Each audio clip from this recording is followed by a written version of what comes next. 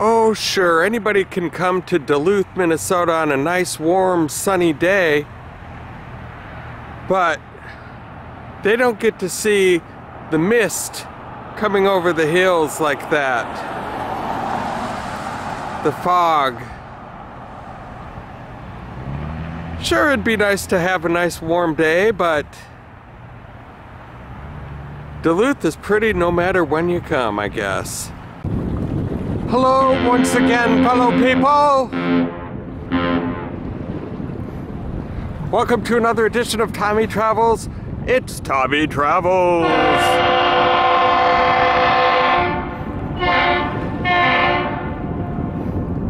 Perfect timing.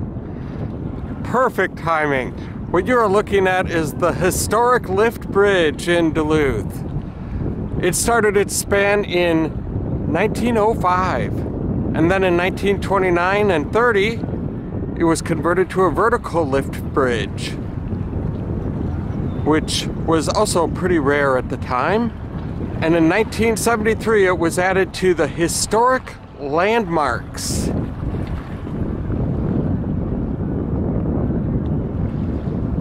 And here we get to see a huge ship coming by. This is the Paul R. Tregurtha.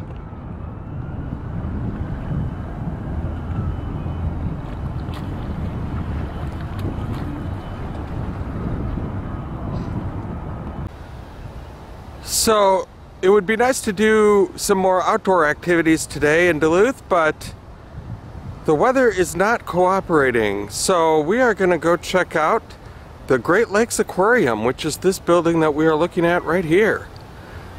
I have, in a previous adventure, gone to Sea Life in the Mall of America, where they have saltwater fish in their aquarium, which means we can see sharks and things like that. So this one we probably won't see many sharks because I don't think they hang out too much in fresh water, but it'll be exciting, so come on, let's go see what there is to see.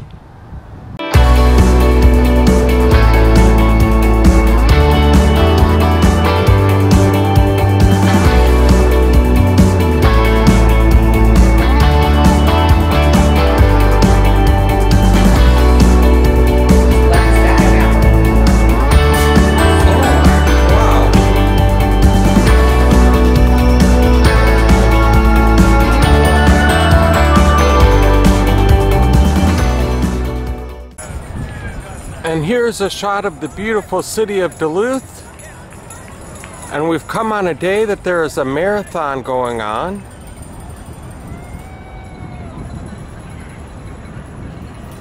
I would think that the runners really do appreciate this cooler weather that we have going on here today.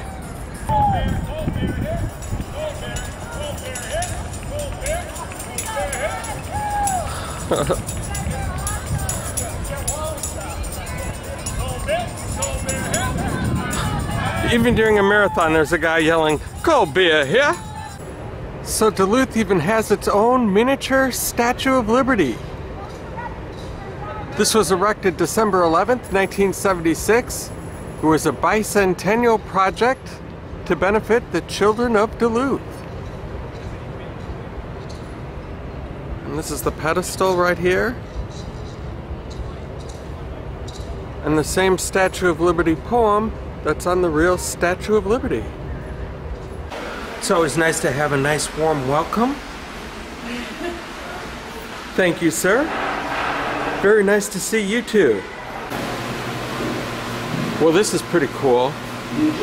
The Great Lakes you see today are the product of oozing magma, changing water levels, deposited material, and the movement of massive sheets of ice. And this spot that we are standing on right here is part of the mid-continental rift. Lava is pouring over the landscape.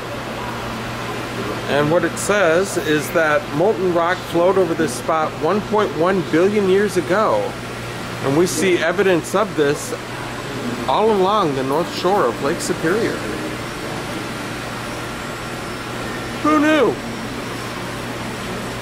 Oh, just everyone in Duluth. That's who knew. You know, when I think of coral, I think of stuff like this, like the great coral reefs. I don't think of them being alive.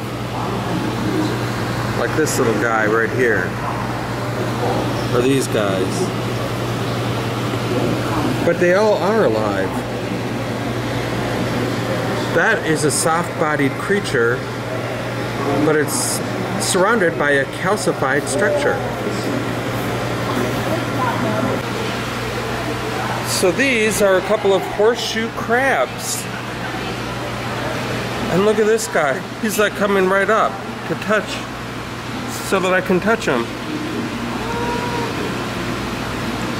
Wow. Feels like a turtle. Oh, look, his little brother right here.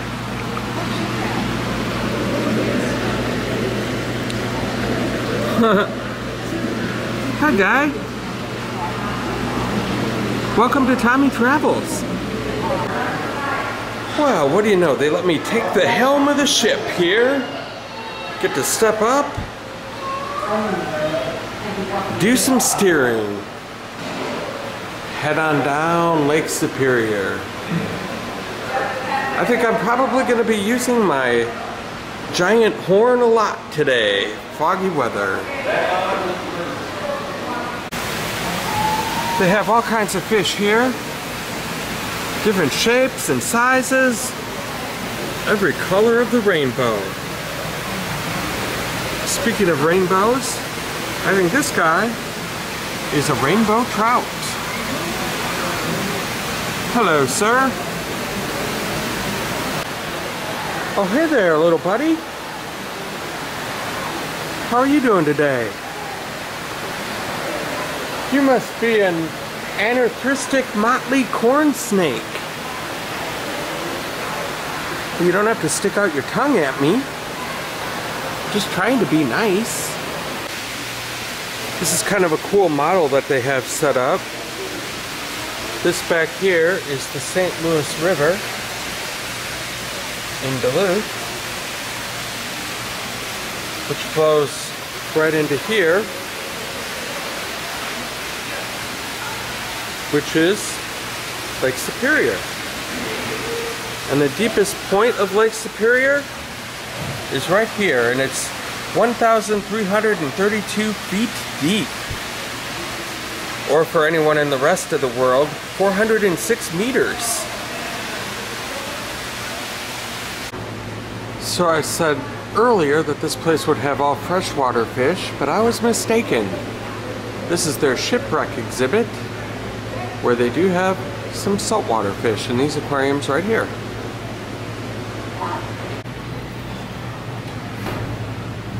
This guy might be my favorite looking fish ever. Hey there. You look like you should be in a Disney movie. You are very photogenic, as they say. Thanks for stopping by. We're about to watch a fish feeding, and there's all these fish swimming around over here. And then there's this guy. He's got his game face on. Checking out the competition. My name is Amanda, and I'm one of the educators here at Great Lakes Aquarium. So welcome to the Shipwrecks Alive habitat. So we have two different habitats here. We have these guys, and then we have our kind of coral reef over there. So shipwrecks, although shipwrecks aren't a good thing, they do eventually provide an interesting habitat for lots of different species. There is a rich biodiversity that comes with shipwrecks as it lends itself towards algal growth, smaller fish living there, as well as some shelter a lot of times. So it's really special for us to be able to kind of represent that here. So what's going to happen is that these different fish and sharks here are going to get fed. There's going to be two different ways that they're going to get fed. One is going to be broadcast feeding, which is just you'll see the food just kind of go into the water. And then the other one is going to be target feeding.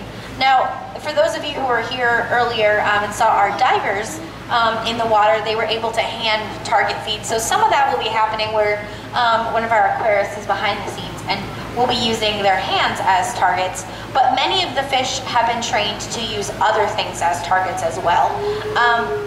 So we have fish and we also have 2 sharks in here. So the first target that you're going to see right here is something that our aquarist actually made. It's a special contraption just for one specific type of fish. You gotta wait till the other fish gets out of the way. Sometimes they hang out. Come on. One of our fish is kind of underneath there. He's trying to put it down, but there we go. All right.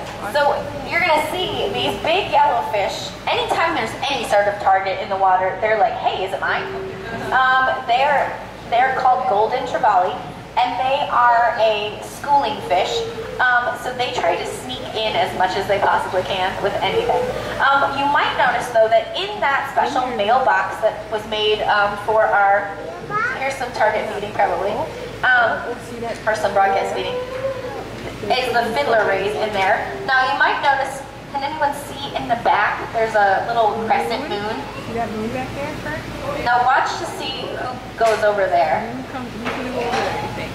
Anybody notice? Yes. And they have special food designed just for Chewy, which is our zebra shark. So our zebra shark is zooming around, but he doesn't seem to be, oh, maybe he's going over there? Coming up. There we go. He's coming up. There comes Chewy. Oh, he's going. There you go. So Chewy was born in May of 2017 at the Minnesota Zoo. And when he first came here, one of the very first things that he learned is that when he sees this crescent, that's going to be where his food is.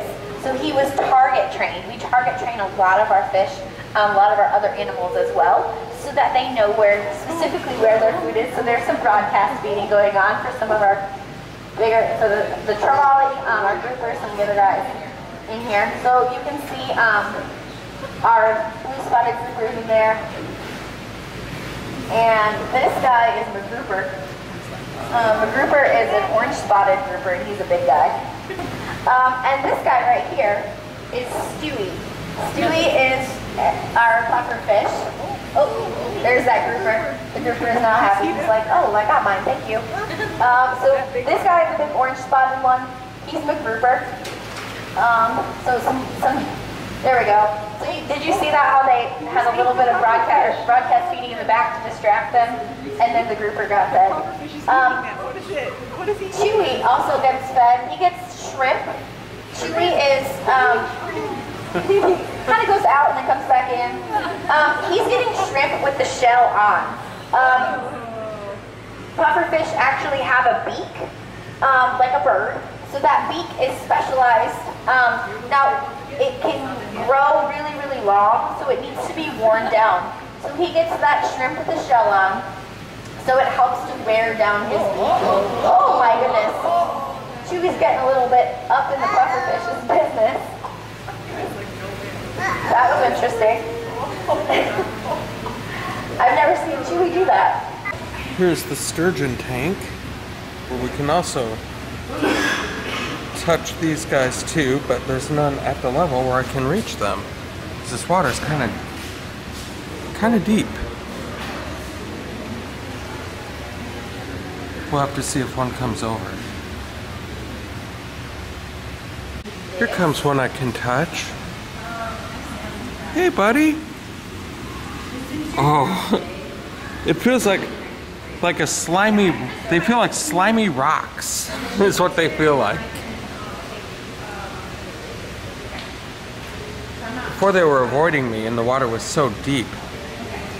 But I've developed quite a kinship with this one right here.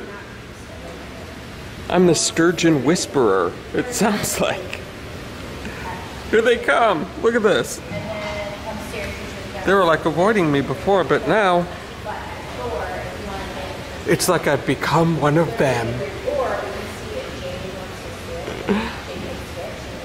Fun times here today in Duluth.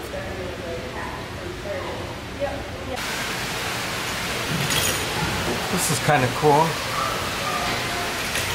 Feels like I'm underwater, hanging out with the fishes. Hey there, buddy.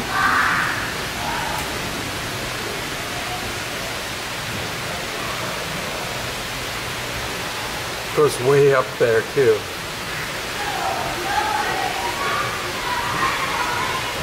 Very relaxing.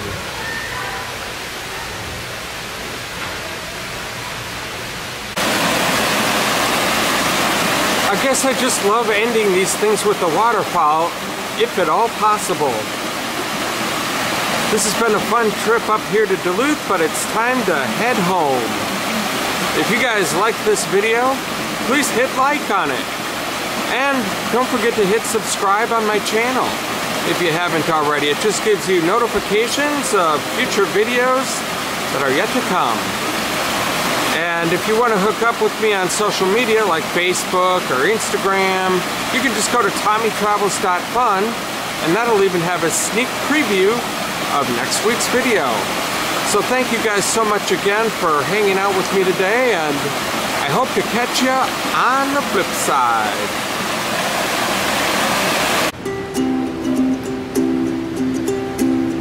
So if you went scuba diving in the 1930s, this is what you would be wearing. Looks heavy enough to sink you right to the bottom. Look at that big helmet. Man, it's a lot different than the gear they use today, that's for sure.